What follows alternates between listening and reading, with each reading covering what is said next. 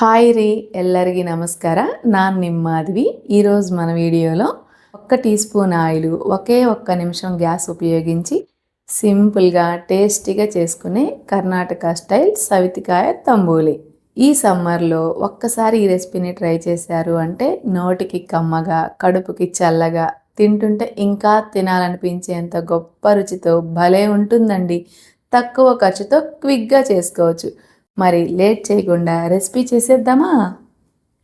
ముందుగా నేను ఒక కీర దోసకాయని తీసుకున్నానండి. ఇది 1/2 కేజీ ఉంది వెయిట్ ప్రకారం. ఇప్పుడు చెక్కు తీసుకుందాం.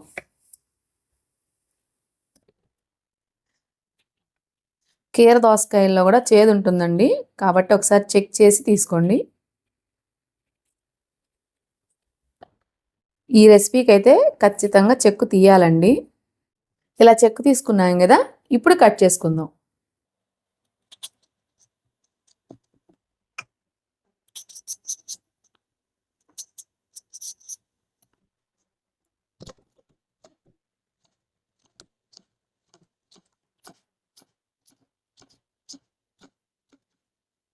ఇలా చిన్న చిన్న ముక్కలుగా కట్ చేసుకోవాలి. మరీ చిన్న చిన్నవి కాదు, అలా అని పెద్దవి కాకుండా ఇలా మీడియం సైజ్ ముక్కలుగా కట్ చేసుకోవాలి. ఇప్పుడు ఒక ప్లేట్లోకి తీసుకుందాం. ఒక చిన్న కొబ్బరి ముక్కను కూడా కట్ చేసుకుందాం. ఇది ఫ్రెష్ కొబ్బరేనండి, ఎండు కొబ్బరి కాదు.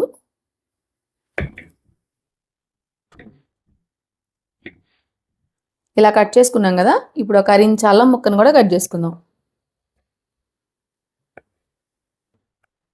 ఇప్పుడు ఒక మిక్సీ జార్ తీసుకొని కట్ చేసుకున్న అల్లం ముక్కలు, కొబ్బరి ముక్కలు, ఒక 2 పచ్చిమిర్చి ముక్కలు, 1/2 టేబుల్ స్పూన్ మిరియాలు, 1 టేబుల్ స్పూన్ వేయించిన పల్లీలు, అలాగే మనం కట్ చేసుకున్న ఈ కీర దోసకాయ ముక్కల్లో నుంచి పావంతు ముక్కల్ని కూడా వేసుకుందాం.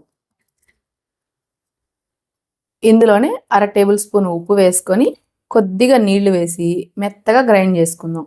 ఇక్కడ నేను పల్లీలు వేసాను కదండి, పల్లీల ప్లేస్లో పుటానీనైనా వేసుకోవచ్చు. నేనైతే కొంచెం స్వీట్గా టేస్టీగా ఉంటుంది అని నేను పల్లీలు వేశాను. ఇలా మెత్తగా గ్రైండ్ చేసుకున్నాం కదా, ఇప్పుడు ఇది పక్కన పెట్టుకొని ఇప్పుడు ఒక బౌల్ తీసుకొని 1 కప్పు పులిసిన పెరుగు. పులిసిన పెరుగు అంటే మరీ పులిసిన పెరుగు కాదండి, నిన్నటి పెరుగు. ఈ రెసిపీలోకి కొద్దిగా అలా పులిస్తే బాగుంటుంది.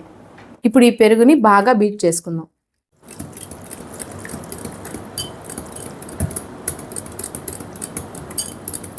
ఇలా బీట్ చేసుకున్నాం కదా, గ్రైండ్ చేసుకున్న ఈ పేస్ట్ని కూడా ఇందులో వేసుకుందాం. ఇందులోనే 1 కప్పు నీళ్లు కూడా పోసుకుందాం. మిగిలిన ఈ కీర దోసకాయ ముక్కల్ని కూడా వేసేసుకుందాం.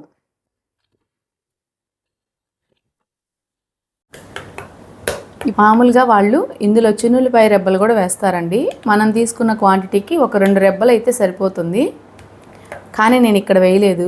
ఈ పెరుగు చిన్నులపాయి దాని కాంబినేషన్ అంత బాగోదేమో అనిపించింది నాకు. మామూలుగా వాళ్ళైతే ఇందులో ఖచ్చితంగా చిన్నులపాయ వేస్తారు, జీలకర్రని కూడా మనం గ్రైండ్ చేసినప్పుడే వేసేస్తారు. నేనేంటంటే వేయలేదన్నమాట, మనం తాలింపులో వేసుకుందాంలే అని వేయలేదు. కొంచెం చిన్న చిన్న మార్పులు చేశానన్నమాట, ఆ 2 మాత్రం, అంటే మనం తినేదానికి తగ్గట్టుగా. కానీ టేస్ట్ అయితే మాత్రం చాలా బాగుంటుంది. మనకి ఉప్పు అనేది కొద్దిగా తగ్గిందండి, ఇంకొద్దిగా వేసేసుకుందాం ఇందులో ఉప్పు. మనకి కన్సిస్టెన్సీ కూడా చూడండి చక్కగా సరిపోయింది. ఇంతకన్నా చిక్కగా ఉండకూడదు, అలా అని పలుచుగా కూడా ఉండకూడదు. టేస్ట్ అనేది బాగుండదు అన్నమాట. ఇది చక్కగా ఒక 3 తినేయచ్చండి. అదే 2 పిల్లలు పెద్దవాళ్ళు ఉంటే 4 తినేయచ్చు. కరెక్ట్గా నేను తీసుకున్న కొలతలతో తీసుకోండి, పర్ఫెక్ట్గా వస్తుంది. ఇప్పుడు ఇందులో కొద్దిగా కొత్తిమీర వేసేసుకొని ఒకసారి ఇలా కలిపేసి పక్కన పెట్టుకుందాం.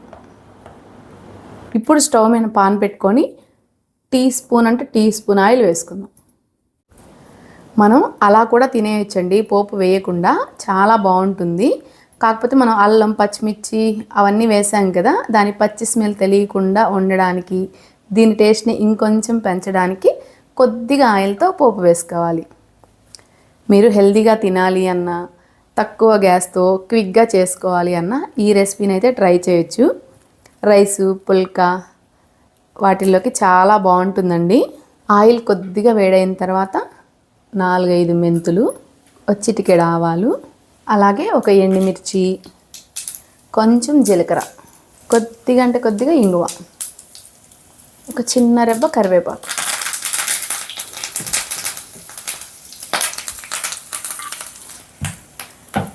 ఇంతేనండి, మన సవితికాయ తంబలి అయితే రెడీ అయిపోయింది. చాలా సింపుల్. ఇప్పుడు పోపు వేసేసుకుందాం.